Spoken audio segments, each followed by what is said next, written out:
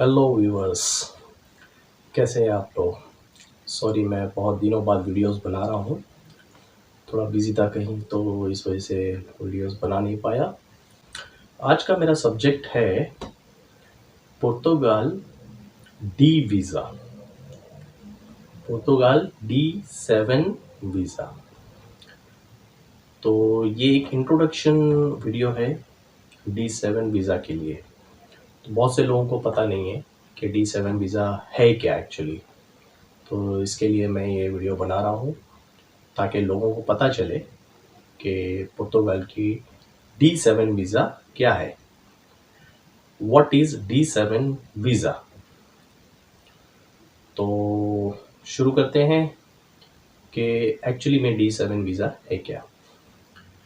बहुत से लोग हैं जो थर्ड वर्ल्ड कंट्री के हैं, जो चाहते हैं कि यूरोप में सेटल हों और वहीं पे रहें और एक अच्छी ज़िंदगी गुजारें। तो थर्ड वर्ल्ड कंट्री में जैसे इंडिया है, पाकिस्तान है, बांग्लादेश है, श्रीलंका है, नेपाल है, ऐसी बहुत सी कंट्रीज़ है जहाँ से लोग चाहते हैं कि वो लोग परमानेंट रेसिडेंसी लेके या वहाँ पे सिटीजनशिप लेके सेटल हो। तो D7 वीज़ा जो है ये इसका फर्स्ट स्टेप है। अब मैं बताता हूँ आपको कि ये D7 वीज़ा के फ़ायदे क्या क्या है और आप कैसे ले सकते हैं। आप ये कह सकते हैं कि इसका पूरा एक प्रोसेस है और इसके लिए कंडीशन है। तो कंडीशन क्या है वो पहले बताते हैं कि जो भी है पर्सन जो रेसिडेंसी लेना चाहता है और परमानेंटली पुर्तगाल में मूव होना चाहता है, वहीं रहना चाहता है, फिर वहाँ की रेसिडेंसी लेना चाहता है, तो ये वीज़ा स्पेशली डिज़ाइन की गई है उन लोगों के लिए। तो इसकी कंडीशन ये है कि आप 18 इयर्स के अबाव हो, ये फर्स्ट कंडीशन है। और इसमें एज लिमिट कोई भी नहीं है, सिर्फ आप 18 इयर्स के ऊपर होना चाहिए, अबाउट 18 इयर्स। और आपके पास पैसिव इनकम आती रहनी चाहिए, या आप पैसिव इनकम मीन्स या आपके पास रेंटल इनकम आती है, तो उसको पैसिव कहा जाता है। पैसिव इनकम है क्या एक्चुअली। पैसिव इनकम ये है कि आपके पास इनकम आ रही है थ्रू आपकी रेंटल प्रॉपर्टी के, या तो फिर आपने कहीं पे इन्वेस्ट किए हैं म्यूचुअल फंड वगैरह में और वहाँ से आपको इनकम आ रही है। तो इसका क्राइटेरिया ये है कि आपकी इनकम यूरो में होनी चाहिए, इक्विवेलेंट टू 705 यूरो। ये बहुत कम से कम इन्वेस्टमेंट वीज़ा है। तो ये इन्वेस्टमेंट कैसा है, ये आपको कहीं इन्वेस्ट नहीं करना है, ये सिर्फ आपको D7 वीज़ा लेने के लिए शो करना है। तो ये शो कैसा होगा, तो शो ऐसा होगा कि आपके नाम पे अगर प्रॉपर्टीज है और उसकी इनकम आ रही है, तो अगर आपके पास 2, 3, 4 जितनी भी प्रॉपर्टी या एक प्रॉपर्टी है जिसका टोटल इनकम आ रही है 705 यूरो, तो आप इस वीज़ा के लिए एलिजिबल होते हैं। तो ये आप आपकी करेंसी से कन्वर्ट करके देख सकते हैं कि इक्विवेलेंट कितना होता है इसका। तो फर्स्ट तो ये है। सेकंड ये है कि आप ये वीज़ा ले कैसे।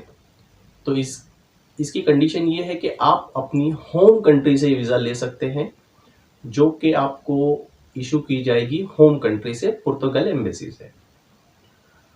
और जब आप ये वीज़ा ले लेते हैं, उसके बाद आप पुर्तगाल ट्रैवल करते हैं और पुर्तगाल में जाके आपको रेसिडेंसी परमिट अप्लाई करना पड़ेगा बेस्ड ऑन ये वीज़ा।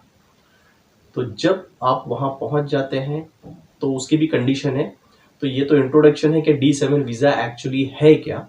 तो मैं ये सिर्फ आपको इसका इंट्रोडक्शन दे रहा हूँ, क्योंकि अगर मैं पूरे डिटेल में अगर इसका प्रोसेस बताऊँगा तो बहुत लंबी वीडियो हो जाएगी। तो मैं हो सकता है अभी आगे पार्ट में वीडियोस बनाऊं और आपको बताऊं। तो आप इसके लिए मेरी वीडियो देखते रहिए। ये बहुत अच्छी इन्फॉर्मेशन है और बहुत ही यूज़फुल वीडियो है। जो लोग कम इन्वेस्टमेंट की बेस पे यूरोप में सेटल होना चाहते हैं और वहाँ की रेसिडेंसी और उसके बाद सिटीजनशिप लेना चाहते हैं, ये परफेक्ट वीज़ा उन्हीं लोगों के लिए है।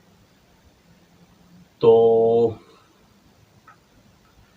आपको आपकी होम कंट्री में वीज़ा अप्लाई करना है और आपको ये शो करना है, ये प्रूव करना है कि आप पैसिव इनकम, मैं हर बार कह रहा हूं पैसिव इनकम जो आपके रेंटल से या आपके फिक्स डिपॉजिट से या फिर म्यूचुअल फंड से कहीं से भी आ रही है। इसका मतलब ये नहीं है कि आप अगर बिजनेस रन कर रहे हैं तो आप अगर वो बिजनेस से जो इनकम ले रहे हैं वो पैसिव इनकम नहीं। पैसिव इनकम जो आपके मतलब मंथली आपको मिल रही है, फिक्स इनकम मिल रही है और वो भी थ्रू रेंटल, आपकी प्रॉपर्टी के बेसिस पे। इन फ्यूचर हो सकता है वो लोग इसमें बिजनेस या सैलरी भी इंक्लूड करें और इसका सबसे बड़ी शर्त ये है, बड़ी कंडीशन ये है कि आपकी इनकम यूरोप के बाहर से होनी चाहिए। यूरोप में नहीं होनी चाहिए, यूरोप के बाहर होनी चाहिए। तो ये था मेरा D7 वीज़ा को लेकर एक छोटा सा इंट्रोडक्शन और आने वाली वीडियो में मैं इसके मुतालिक मैं और आपको डिटेल में इंफॉर्मेशन शेयर करूँगा कि स्टेप बाय स्टेप ये कैसा ऑप्ट इन की जाती है, कैसे ली जाती है और कैसा इसका आप किस तरह से इसको यूज़ कर सकते हैं। क्योंकि बहुत से मैंने देखा हूँ लोगों के अंदर एक होड़ सी लगी है कि वो कैसे भी यूरोप जाना चाहते हैं। तो मेरा उन लोगों से ये मशवरा है कि प्लीज़ आप इल्लीगल एक्टिविटी करके कहीं मत जाइए और वहाँ पे इल्लीगल मत रहिए। असाइलम अननेसेसरी, जिस कंट्री में कोई ना वॉर है ना कोई ऐसी सिचुएशन है कि वो असाइलम ले और अपना पूरी लाइफ ख़राब करे असाइलम के बेस पे। आप थोड़े दिन वहाँ तो रह सकते हैं बट परमानेंट नहीं रह सकते और या आपकी फ़ाइल रिजेक्ट अगर हो जाती है तो आपको रिटर्न आना पड़ेगा आपकी होम कंट्री में। तो इससे बेस्ट ये है कि आप लीगल वे इख्तियार करें, लीगल तरीके से आप यूरोप में जाएं और वहाँ सेटल हो और वहाँ के जो भी सिटीजन्स को जो बेनिफिट्स मिलते हैं वो बेनिफिट्स आपको मिलेंगे। सर मेडिक्लेम हो गया, फिर स्कूलिंग हो गई और अगर आप अपनी फैमिली के साथ जाते हैं तो बच्चों की स्कूलिंग वगैरह भी वहाँ पर फ्री है और बहुत सारे बेनिफिट मिलेंगे आपको। और इसमें स्टेप बाय स्टेप जो भी इंफॉर्मेशन शेयर करना है वो मैं श्योर आपसे शेयर करूँगा और आप मेरे नेक्स्ट वीडियो का वेट कीजिए।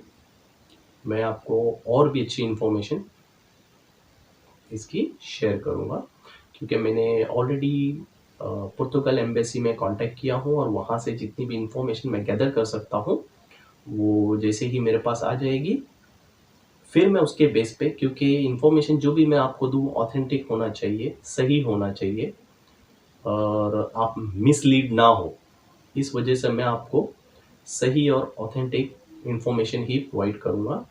तो आप मेरे चैनल के साथ बने रहिए और मेरी वीडियो देखते रहिए।